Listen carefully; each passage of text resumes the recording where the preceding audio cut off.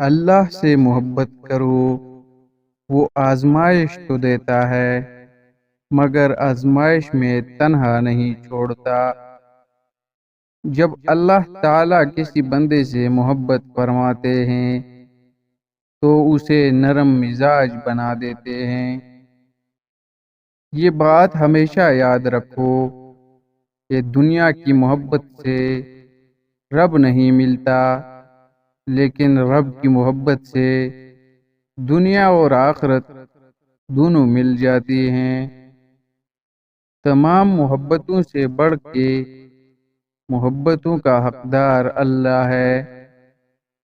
گناہ کو پھیلانے کا ذریعہ مت بنو، کیونکہ ہو سکتا ہے آپ توبہ کر لو، پر جس کو آپ نے گناہ پر لگایا ہے وہ آپ کی آخرت کی تباہی کا سبب بن جائے۔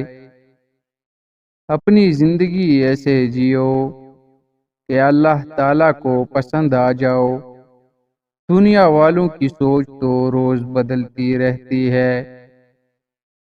غیر ضروری تنقید وہ تلوار ہے جو سب سے پہلے خوبصورت تعلقات کا سر قلم کرتی ہے۔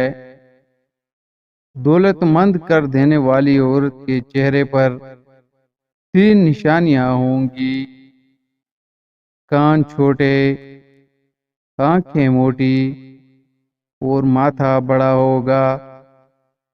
انسان کا دل توڑنے والا شخص اللہ تعالیٰ کی تلاش نہیں کر سکتا۔